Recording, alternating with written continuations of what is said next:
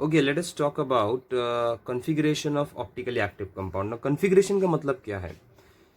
Configuration का basic meaning ये होता है the arrangement of groups in a particular manner. और अगर हम लोग ऑप्टिकली एक्टिव कंपाउंड्स की बात करेंगे तो it is basically the arrangement of groups around the chiral carbon atom. Because these compounds हम लोग जो बात कर रहे हैं वो ऑर्गेनिक है, और ऑर्गेनिक में optically active compounds mostly chiral carbon से पहचाने जाते हैं। तो 1951 में है ना, किसी को भी परफेक्ट अरेंजमेंट ऑफ एटम्स के बारे में कोई नोटेशन नहीं था वो टाइम पे। तो इसके लिए उन लोगों ने नोटेशन के लिए टू गिव अ कन्फिगरेशन, मतलब to have a proper arrangement of atoms around chiral carbon, उन लोगों ने एक आर्बिट्रेटली डी और एल अल्फ़ाबेट्स के नोटेशंस निकाले, and these are called as relative configuration. और रिलेटिव का मतलब है कि आपको एक आइडियल मॉलिक्यूल चाहिए जिसको देख के आप दूसरे से कंपेयर करके उनको रिलेट करके डी और एल नोटेशन मार्क करेंगे। सो बेसिकली कन्फिग्रेशन में हम क्या करते हैं, हम देख रहे हैं कि how the atoms are arrange around a chiral carbon atom in which manner. तो वो टाइम पे कोई ऐसा रूल नहीं था, कोई अरेंजमेंट नहीं था, तो उन लोगों ने डी एन एल सिस्टम निकाल दिया, आर्बिट्रेटली दो अल्फ़ाबेट सिलेक्ट कर दिए डी एन एल। ये कैपिटल डी और कैपिटल एल जो है, it has nothing to do with dextro and levo, वो ऑप्टिकली एक्टिव के सब्सटेंस है। ये सिर्फ कन्फिग्रेशन है, मतलब arrangement of atoms around chiral carbon. वो भी रिलेटिव है, मतलब आपको एक आइडियल स्ट्रक्चर चाहिए। और उन लोगों ने वो टाइम पे एक स्टैंडर्ड कंपाउंड सिलेक्ट किया। That standard compound was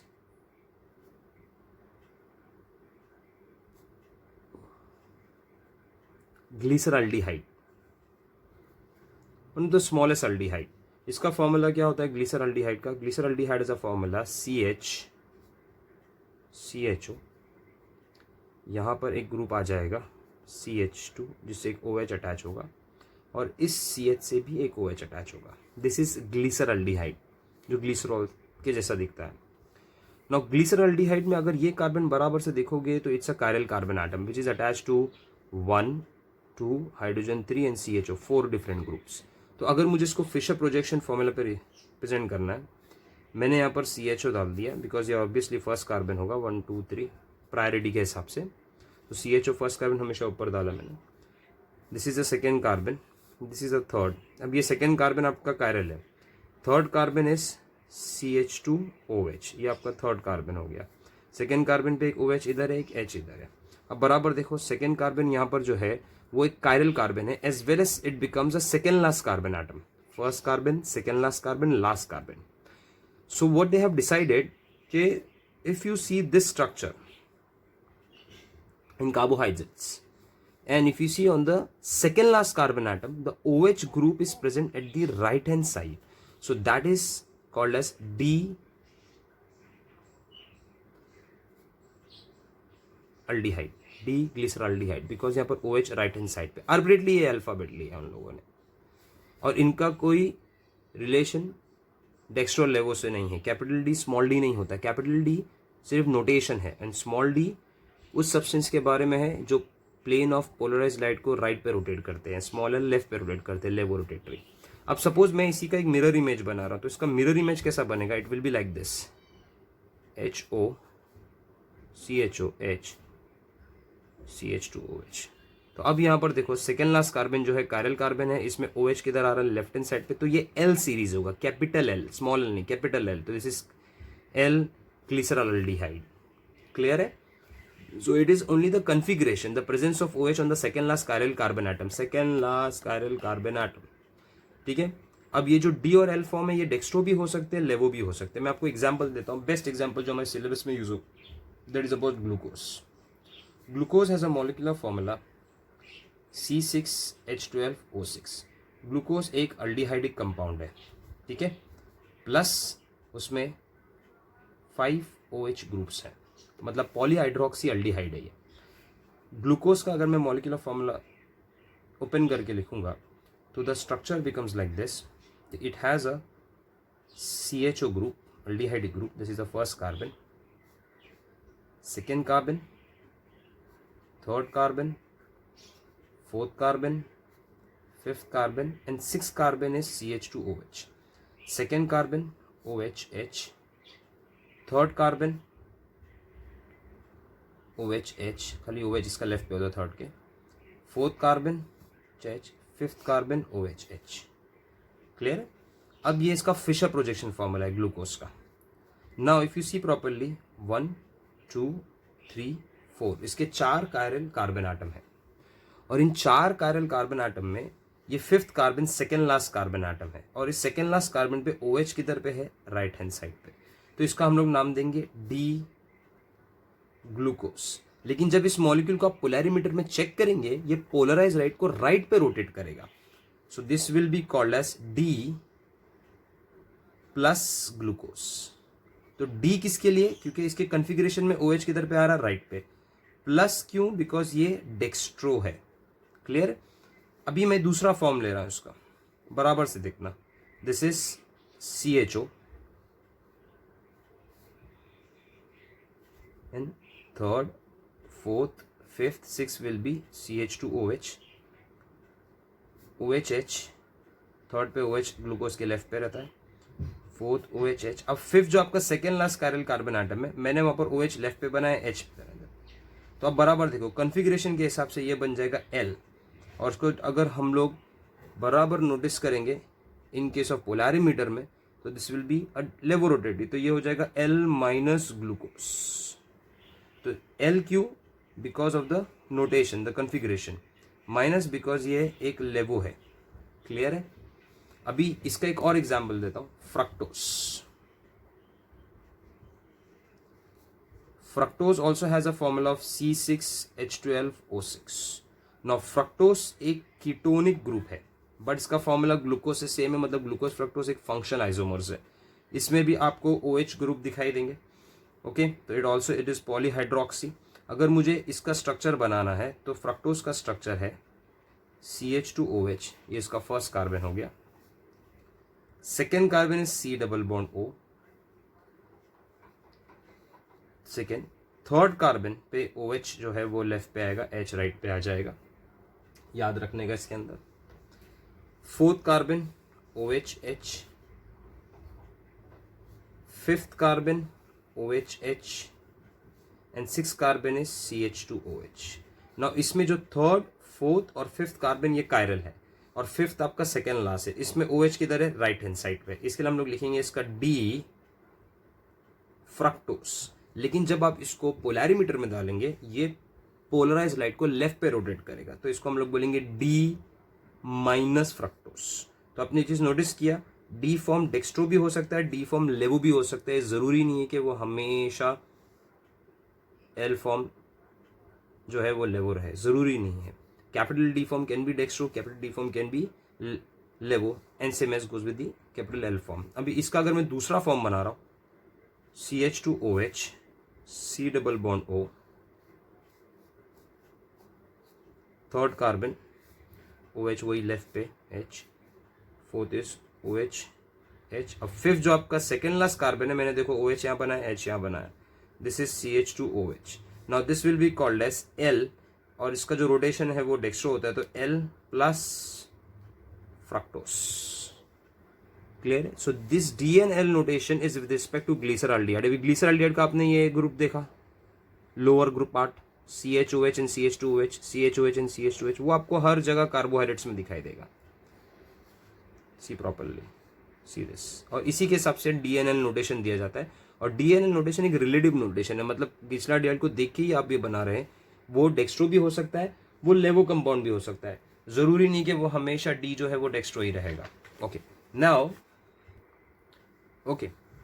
now remember important point. मैं एक एग्जाम्पल ले रहा हूँ डी प्लस ग्लूकोज का, बराबर देखना.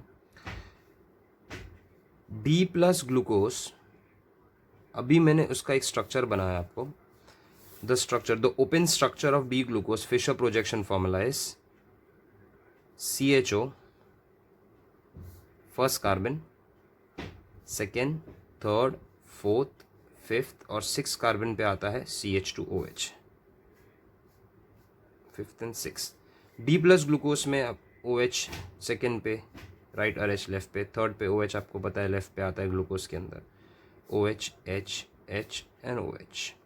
ओके, अब ग्लूकोज का अगर हम लोग स्ट्रक्चर एनालाइज करेंगे ना तो उसका प्रिफरेबल स्ट्रक्चर रिंग स्ट्रक्चर होता है।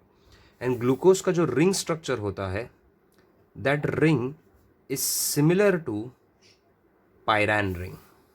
Pyran ring, yes, pyran ring is basically having one oxygen,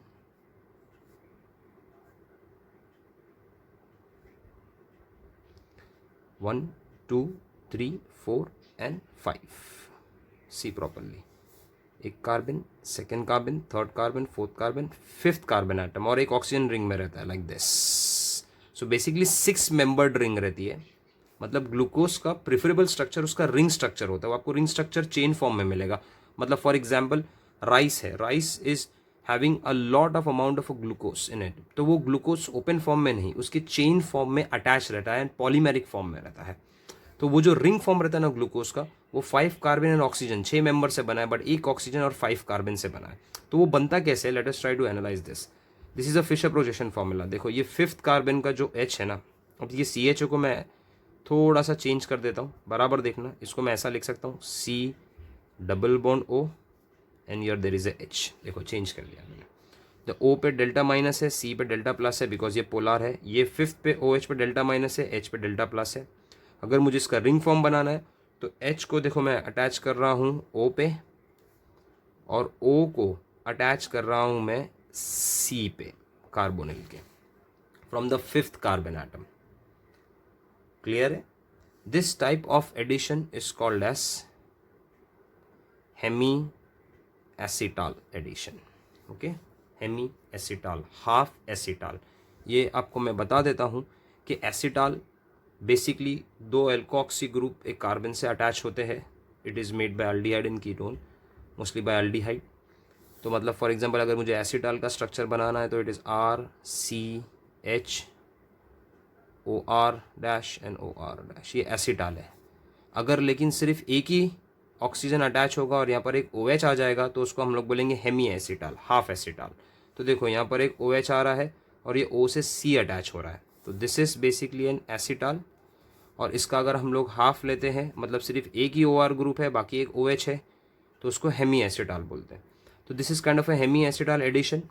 तो जब इसका रिंग फॉर्म बनेगा, बराबर देखना, ये रिंग फॉर्म में एक स्ट्रक्चर आपको देखो यहाँ से ऐसा दिखाई दे रहा है, ये C, this is a C attach to what, OH। देखो H आ गया O पे, यहाँ पर H है, ये आपका फर्स्ट कार्बन। फिर यहाँ से आपका सेकेंड कार्बन आएगा, H OH, third carbon OH H, fourth carbon OH H, और फिफ्थ कार्बन पे यहाँ पर H है, और यहाँ से जो O निकला है ये O इस C से अटैच है, और ये बाहर आ गया CH2OH। तो देखो बेसिकली 1 2 3 4 5 कार्बन का रिंग है, 6 कार्बन बाहर। क्लियर है? ये इसका रिंग स्ट्रक्चर हो गया फिशर प्रोजेक्शन में। ठीक है, तो अब एक चीज़ नोटिस करना, ये कार्बन एटम देखो एक OH ग्रुप से अटैच है और एक OR ग्रुप से अटैच है। तो जब एक OH और एक OR ग्रुप होता है तो उसको हम लोग हेमी एसिटाल बोलते हैं। क्लियर है? और ये कार्बन अब कायरल बन गया, बिकॉज ये 4 डिफरेंट ग्रुप H OH इससे अटैच हो गया है, different group and a group. तो ये एक कायरल कार्बन बन गया है, और इस कायरल कार्बन को हम लोग एनोमेरिक कार्बन बोलते हैं। It is called as anomeric carbon atom. अब सिमिलरली अगर एनोमेरिक कार्बन पे OH ग्रुप किधर पे है, राइट हैंड साइड पे, ठीक है, तो ये हो जाएगा alpha form of D plus glucose. और अगर मैं इसका दूसरा फॉर्म बनाऊं, बराबर देखना, वो दूसरा फॉर्म ऐसे ही बनेगा, C, यहाँ पर आएगा OH ऑपोजिट डायरेक्शन में, यहाँ पर आएगा H, अगेन पूरा अटैचमेंट यहाँ से सेम रहेगा, C, यहाँ पर H OH OH H H OH, and fifth carbon का जो O है, it is attach to this C like this, CH2OH, ये 6 carbon. But see properly, this is your anomeric carbon. इस पे OH किधर पे आ रहा है, लेफ्ट हैंड साइड, तो ये इसका बीटा फॉर्म हो गया। ठीक है, और अगर मुझे यही स्ट्रक्चर को प्रॉपरली लिखना है तो this form will be called as alpha D plus glucopyranose, क्योंकि ये पायरन जैसा दिखता है, और ये स्ट्रक्चर का नाम हो जाएगा बीटा डी प्लस ग्लूको पायरानोस।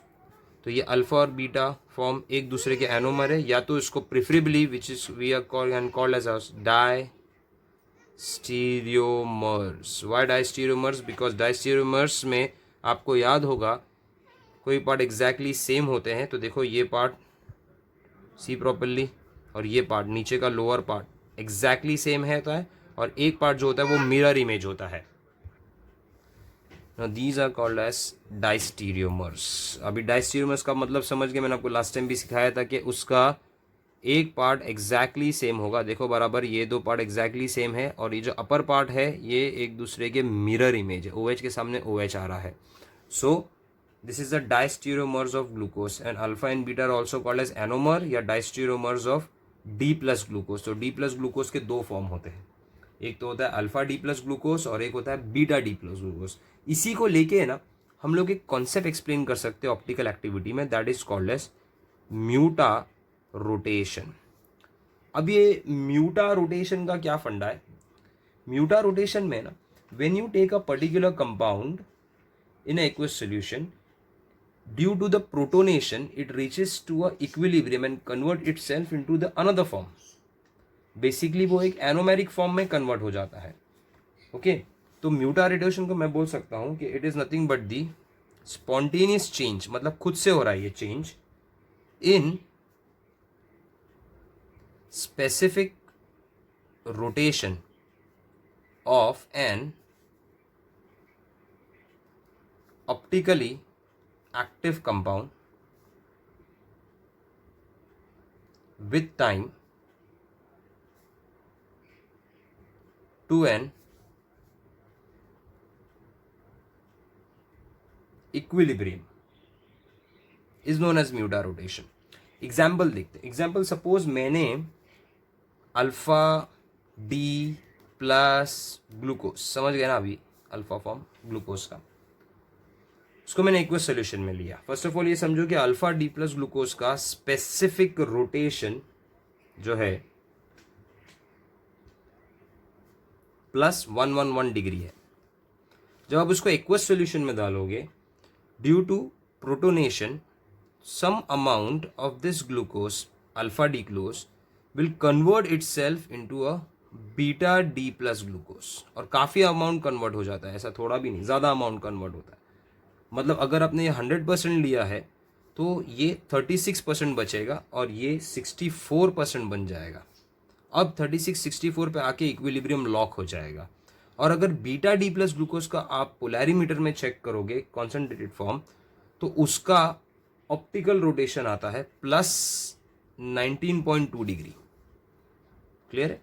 तो एक फॉर्म है जिसका ऑप्टिकल रोटेशन 111 है, एक फॉर्म है दूसरा रोटेशन है 19.2।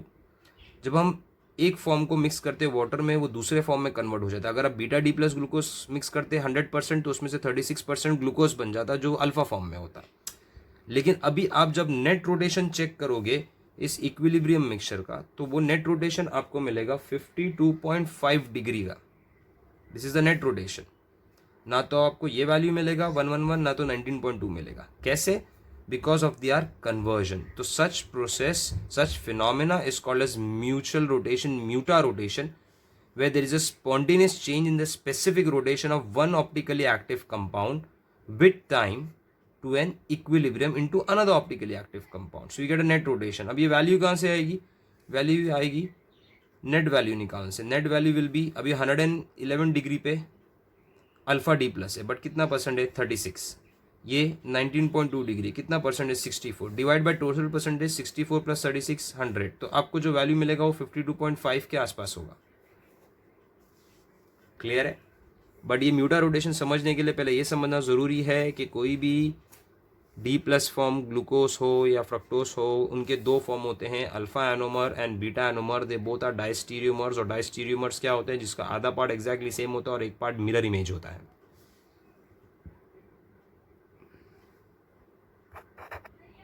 Now the limitation of DLN notation was overcome by another type of notation that was called as, very important, R and S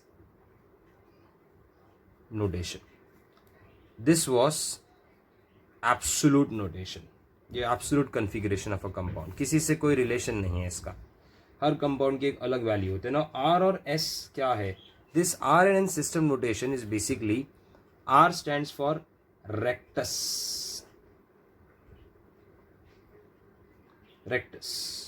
which means right.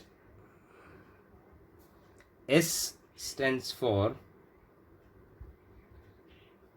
sinister, which means left. And ये again configuration है, मतलब you have to see the arrangement of groups around chiral carbon atom. और ये जब आप groups arrange करेंगे उनको priority number देना है. और प्रायोरिटी नंबर देने के लिए मैंने आपको एक वीडियो में इसका रूल सिखाया था. वो रूल था CIP rule, that is Cahn in gold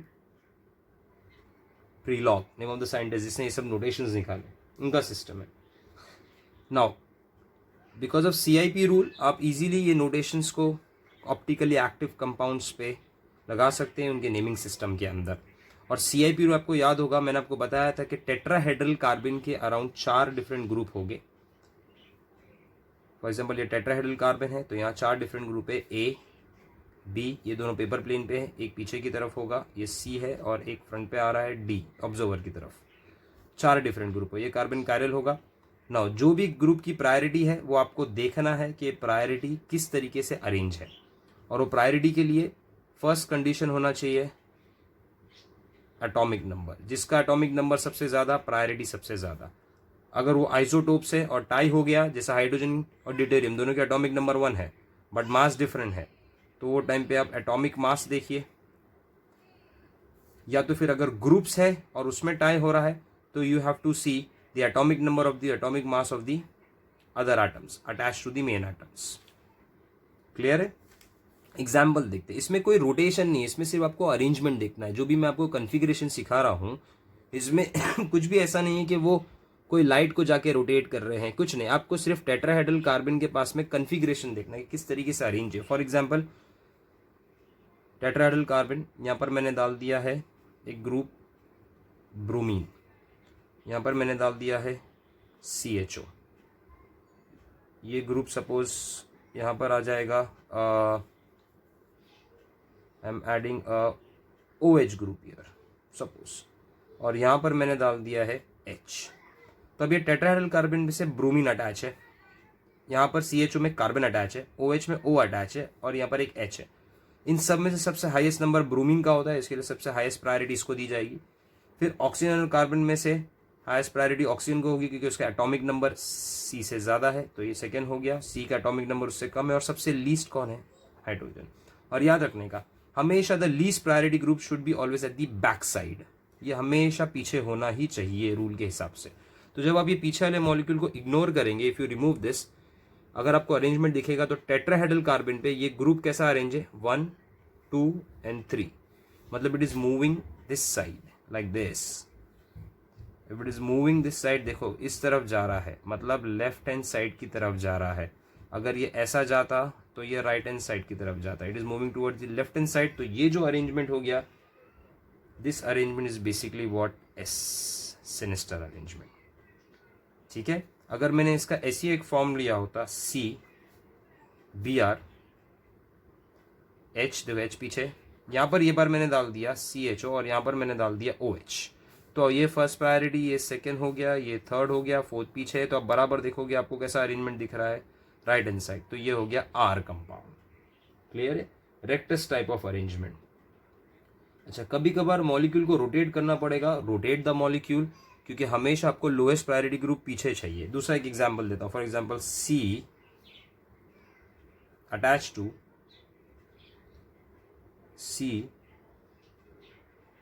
COOH, यहाँ पर मैंने डाल दिया है H, here they will be a OH group, and यहाँ पर हम लोग डाल देंगे suppose okay chlorine. So now ये टेट्राहेड्रल कार्बन है. अरेंजमेंट देखने से पहले प्रायोरिटी ग्रुप डिजाइन करो. Carbon atomic number 6, chlorine atomic number 17, O atomic number 8 and hydrogen atomic number 1. तो सबसे हाईएस्ट क्लोरीन है.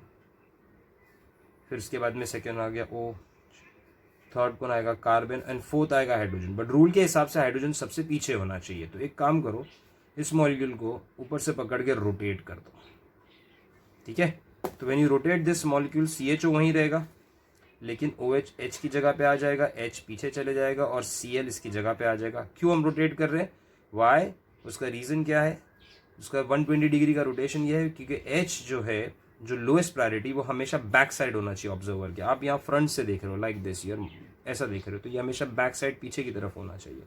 So now after rotation the molecule become COH, ये उसकी पोजिशन पे ही. पीछे की तरफ आ जाएगा H, here they will B chlorine, here they will be what, OH. तो ये आपका हो गया first priority, second priority, third और फोर्थ पीछे चला गया. अभी आपको अरेंजमेंट कैसा दिखाई देता है, देखिए इस तरफ से जा रहा है लेफ्ट हैंड साइड की तरफ, तो ये हो गया S arrangement around the tetrahedral carbon atom. Clear है. अच्छा, CIP रूल के हिसाब से आपको याद होगा, मैंने एक बार और सिखाया था कि if there is a tie, उसको कैसा हम लोग ब्रेक करते हैं, if there are multiple bonds involve in it. तो एक और एग्जाम्पल लेते हैं. इस एग्जाम्पल में टेट्राहेड्रल कार्बन पे हम लोग अटैच करेंगे एक साइनाइड ग्रुप.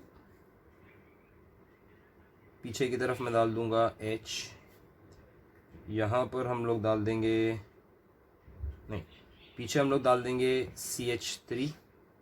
यहाँ पर आ जाएगा ऑब्जर्वर वेज पे okay, CH2 CH3, and here we'll put a CH double bond aldehydic. अब सब कार्बन है, तो भी प्रायोरिटी किसको देंगे, क्योंकि टेट्राहेड्रल से सारे ही कार्बन एटम ही अटैच्ड है, 6 6 6. तो आप क्या करो, bonds triple bond double bond को ब्रेक करके सिंगल में कन्वर्ट करो. कैसे करेंगे, बराबर देखो. साइनाइड को मैं ऐसा लिख सकता हूँ C, ये आपका मेन कार्बन था. अब जब मैं इसका एक बॉन्ड ब्रेक करूंगा, this one of the triple bond, तो आपको ऑपोजिट एटम प्लेस करने का. तो देखो डबल बॉन्ड है, एक बॉन्ड मैंने ब्रेक कर दिया, कार्बन के ऑपोजिट नाइट्रोजन है तो N डाल दो और इसके आगे C डाल दो. फिर एक और बॉन्ड ब्रेक करो, मतलब C सिंगल बॉन्ड ऐड करो. तो एक कार्बन सॉरी नाइट्रोजन था और यहाँ पर कार्बन पहले से था. अब एक और एक बॉन्ड ब्रेक किया तो यहाँ एक नाइट्रोजन डालना पड़ेगा ऑपोजिट, यहाँ एक कार्बन डालना पड़ेगा. Always convert triple double bond into a single bond. अब ये आपका मेन कार्बन था जिसका एटॉमिक नंबर 6 था, उसके साथ N N N 3 nitrogen attach है, तो atomic number 7 atomic number 7 atomic number 7. CHO को ब्रेक करेंगे तो C पे H पहले से था, ये आपका मेन कार्बन है. अच्छा, यहाँ पर क्या आ जाएगा, सिंगल बॉन्ड O, तो यहाँ पर O डाल दो, यहाँ पर C डाल दो. अब ये आपका मेन कार्बन है तो इसका 6 हो गया, H 1 हो गया, हाइड्रोजन अटैच है तो एटॉमिक नंबर 1. फिर कितने O अटैच है, 1 and 2, तो 8 and 8, ये इसका कॉम्बिनेशन हो गया. अब यहाँ पर देखो C 6 है, 3 हाइड्रोजन अटैच है तो 1 1 1. यहाँ पर देखो C 6, इससे 2 हाइड्रोजन और एक कार्बन अटैच है तो 1 1 6. अब आप डिसाइड कर सकते हो आराम से किसका कॉम्बिनेशन सबसे ज़्यादा है. देखो यहाँ पर 6 6 कॉमन है, 7 एक ज़्यादा है 1 से, बट यहाँ पर 2 8 8 ज़्यादा है, तो CHO को फर्स्ट प्रायोरिटी क्योंकि इसके नंबर ज़्यादा है एज़ कम्पेयर टू दिस. फिर उसके बाद में ऑब्वियसली आप साइनाइड को देंगे क्योंकि इसका कॉम्बिनेशन इन दोनों से ज़्यादा है. फिर इन दोनों में से हैवी कॉम्बिनेशन C2H5 का दिख रहा है तो ये आपका थर्ड हो गया एंड फोर्थ, और स्ट्रक्चर में फोर्थ बैक साइड पे ही है. तो आप देखोगे बराबर से 1 2 एंड 3 इनके अरेंजमेंट को हम लोग देखेंगे तो कैसा जा रहा है, these are coming at which side, left hand side. तो ये आपका हो गया S अरेंजमेंट. क्लियर है. Now the same thing can be ask in Fisher projection formula. अब एग्जाम्पल हम लोग लेते हैं, ये तो वेज एंड